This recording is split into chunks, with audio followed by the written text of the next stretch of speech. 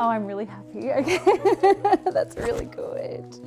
Hi, guys. Lots of activity in there. Awesome. Okay. I guess I'll just start putting them in the tanks then.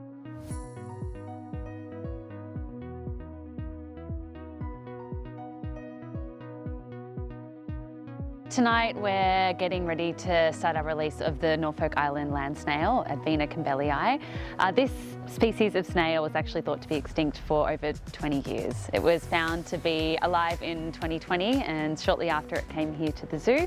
And since then the team have been working really hard to learn as much as they can about the species and also breed them up. The whole aim of releasing the captive bred snails from Taronga back out in the wild is to strengthen that wild population, hopefully get their numbers up.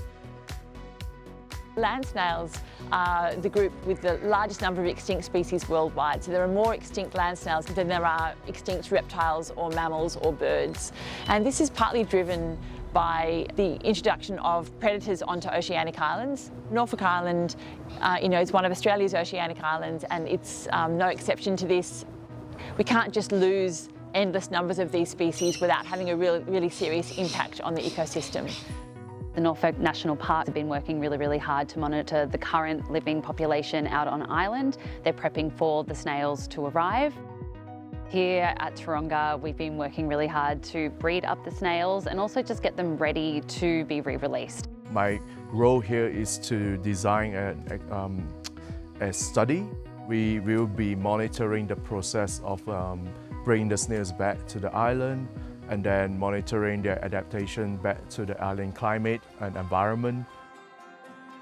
There was one snail, so one of the founding snails, the Taronga team named Mark, which was after Mark Scott, who was the Norfolk Islander who rediscovered the species and rediscovered the population. I was down a valley off the Mount Pitt National Park one day and I come across a shell on the forest floor, and it was big, about the size of a 10-cent coin, 2 different colours on either side of the snail shell, and I thought, oh, that's really bizarre.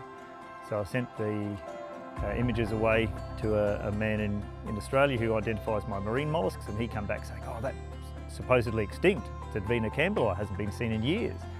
And that sort of started the ball rolling, and yes, everyone was pretty excited.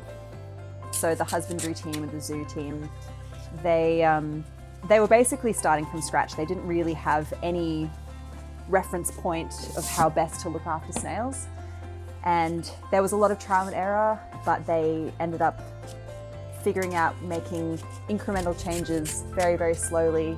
There's actually a husbandry manual for our snails now, so that was a pretty cool output from this. And yeah, the zoo team, over just years really of dedicated effort and daily observation and data collection, were able to figure out that this is the best way to keep the snails happy and keep them well and keep them breeding, importantly. For the last 4 years, we've been really focused on breeding up and getting our numbers up high enough to be able to send them to the island. We currently in the program have 800 snails, so that's been a real feat for the team. Any translocation project is always challenging. It's very species specific. It has issues. Every species has its own quirks. And we try to figure out as much as possible about a species before we translocate them and reintroduce them to their natural habitat.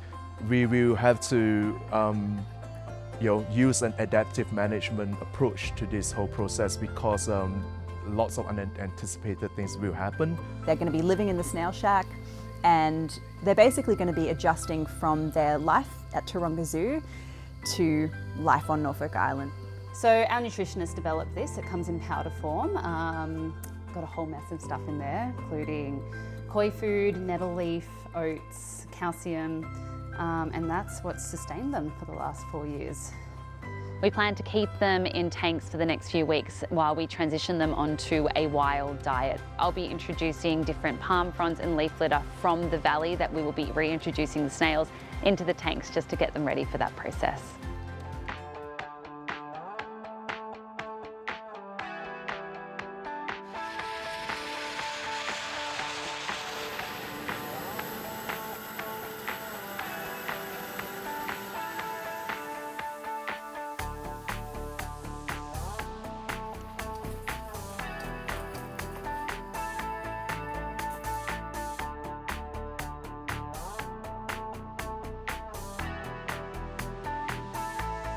See them on the tank walls.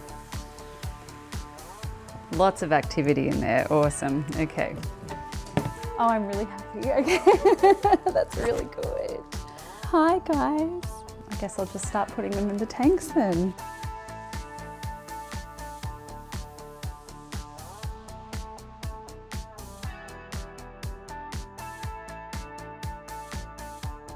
I arrived on island with 300 Norfolk Island snails. We've settled them into the tanks. They're across 3 tanks currently in the shack.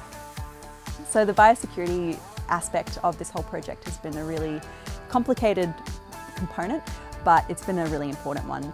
We've been working very closely with biosecurity and they've been absolutely amazing to make sure that we keep the snails happy, but also make sure that we're not introducing any bio-waste from Australia back to Norfolk Island, because this is a very unique place and we need to protect it as much as possible. So the biosecurity team are actually going to be following us up here and they're going to be inspecting us while we remove the snails from their transportation tanks into their snail shack tanks.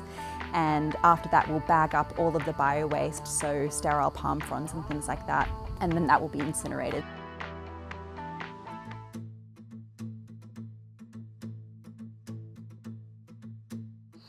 We're in a very special valley. This is the stronghold of the Advena campbelli snail, so it's a very, very special place. We've done a lot of sort of on-ground research to understand what the snails seem to like, where they enjoy living, and so we've found valleys that are similar ecologically. So they've got a lot of that palm, they've got a lot of these sort of native hardwoods that the snails seem to like, but then they also have similar humidity, similar moisture levels, all that sort of stuff.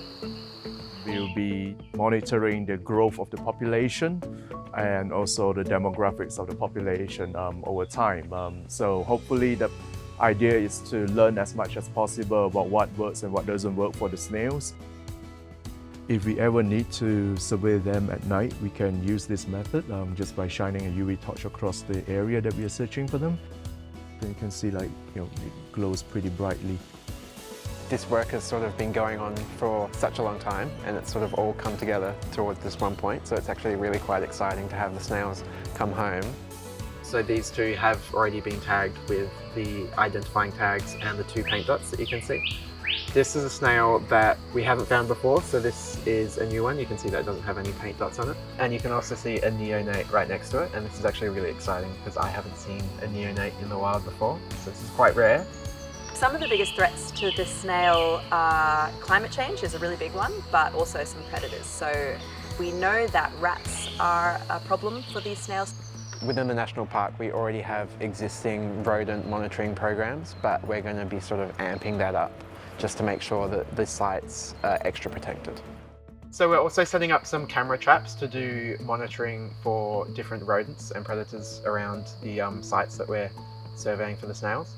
And we're also collecting data from our environmental data loggers, so that is collecting things like dew point, relative humidity and temperature. I think the fact that it's so collaborative and everyone's very supportive and aiming for this common goal is perhaps as good as you can get for a project like this. Conservation project is such a complex thing. To be sort of playing such a crucial part in getting them back into the national park, back into their natural environment is, really quite an exciting job to be a part of. This is a really vulnerable group, as we can see worldwide. We need to learn more about how to preserve and protect these species. We're also looking to see how this can be applied to other island invertebrates or invertebrates in island-like situations, and see if we can use the same methods that we're developing here to apply to these other species as well. Snails are a really important part of the ecosystem, but more than that, they're amongst the most critically endangered species in the entire world. They're part of a much bigger picture. So saving the snails is just one component of saving the ecosystem. And that's why this project is so important.